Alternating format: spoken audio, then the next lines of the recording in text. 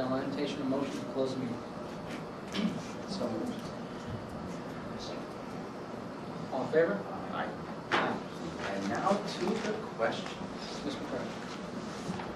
So the Board of Education includes in their agenda public comments before adjournment. I have asked 3 times in the 10 years that I've been involved in public service in this town to change the agenda for the Board of Finance and the Board of Selectmen and every other board and commission meeting that the public comments be included.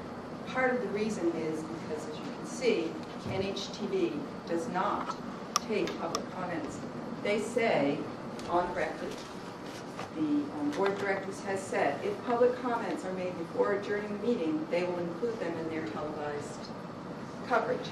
So there is no reason that the town attorney has ever given me any time I have suggested that we change the agenda for us not to. As I said, the Board of Education does it every month, month in and month out. They've never really had a problem, as far as I know.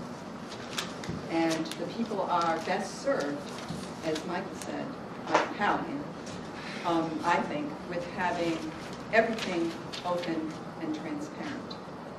My second point is, at this time, at this particular time in our town's history, I think that I would strongly recommend that you, as a subcommittee and the Board of Finance, err on the side of discovery and transparency, rather than business as usual.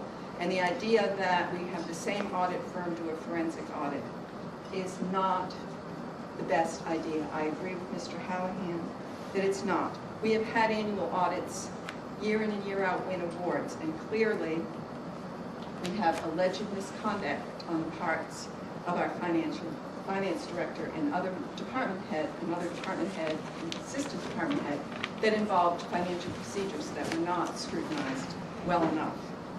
I also think that you and everyone else can come up with millions of reasons why we shouldn't do an independent forensic audit, but that the town demands that we do an independent forensic audit. And we do it as soon as possible, not after the Board of Finance, which doesn't meet again until May 23rd, decides that they will select another subcommittee or recharge you with the idea that you should hire a forensic audit.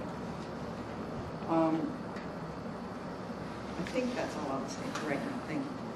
But I think that clearly, if you can recall yourselves back to order and change the agenda for the next subcommittee meeting, which will include public comments before adjournment, everyone in this room, and perhaps everyone that watches NHTV and everyone that reads the newspapers will be very pleased that you have done that. And I would very much recommend that you do that. You're obviously more versed in this topic than I am, Janet, and so I'll take that into consideration. But I think, as I said, Mike, I think the first thing I should do is at least speak with Mr. D'Onofrio on this. Sir. Gary Amato, so I could kind of explain to the layman like me that doesn't understand these meetings like everybody else. To Mr. Frieda, you mentioned that if the allegations, go through, that then you would recommend a forensic audit on those particular departments. You seem to be just going after the departments. Now, if the Board of Finance, Mr. Palmieri, his allegations are true, the whole town should be involved, shouldn't it, seeing as they're the center hub of the town? Yeah, let me just. You know what I'm saying, though? No, We seem to be let me picking. Let me clarify. I appreciate it, thank you.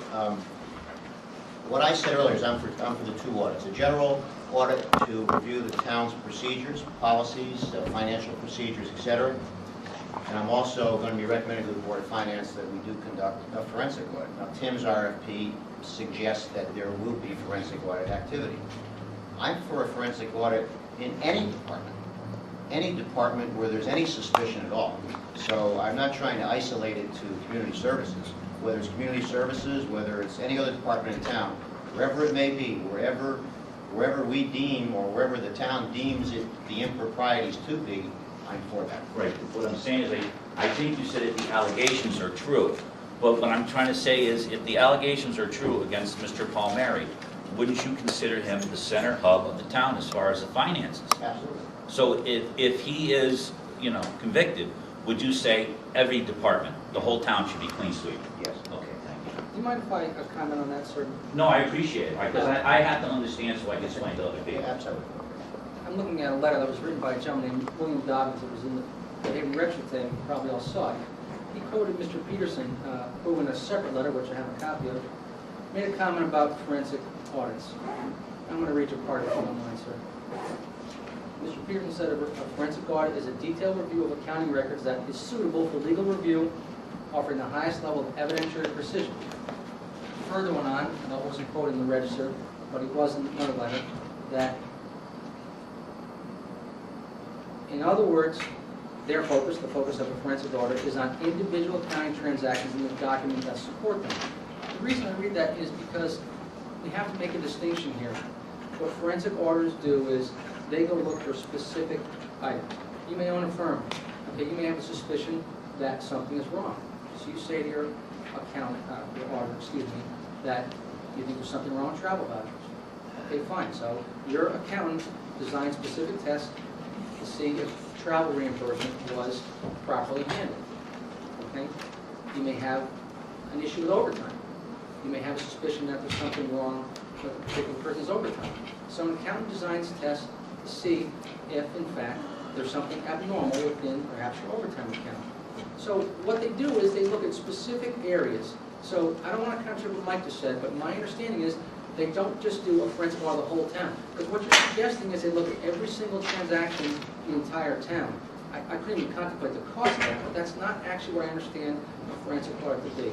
That doesn't mean you can't instruct an auditor to look at the allegations in the arrest warrant and look at the areas that are mentioned there and say, we want you to design tests to look at various things that are in that arrest warrant. We want to know how it happened and, if possible, quantify, because Mike was correct, I believe anyways, that if we are going to make a claim under insurance, or if the town later decides they want to sue the IRR, should they be proven guilty, that we were going to have to quantify our loss somehow as a basis for a claim. But that's my understanding, that forensic audit looks at specific transactions. Now, the operations audit does look at internal control structure of a town, policies, procedures, systems, etc. They look at them and make a recommendation to whether or not they are strong. That's what I think. So that's the distinction I draw between the two, and that's my understanding. One more thing. Just one more thing. I thought the distinction you were trying to make with Mike was, would we recommend it only if they were proven guilty? I don't think that's the case. I think we're going to do it either way. It's not just if they're proven guilty. I thought that's what you were getting. Right, what I'm saying, say you build an airplane, and say you're a manufacturer of airplanes, Right. and the door keeps falling off. Right. That being the ironics, not to use them in any sense. Right. And that's the only thing going wrong with the airplane. Right. But now the wheels are falling off, the propellers are coming off. That goes back to the manufacturer, Right. being Mr. Palmieri. So what I'm saying is, if he is found guilty of these charges, you go after everything in the town with the forensic audit. That's all I'm asking you. You would recommend that you go after everything. I don't think that's the understanding of the way a forensic audit is conducted, sir. Mike, I mean, what's your understanding? Well, no, I think it's actually a blend of how specific it could be, or how narrow it could be, and how wide other people think it should be. Is that you can look at certain accounting categories or certain accounts within other departments in town. Oh, you certainly could. Right. There's no So that's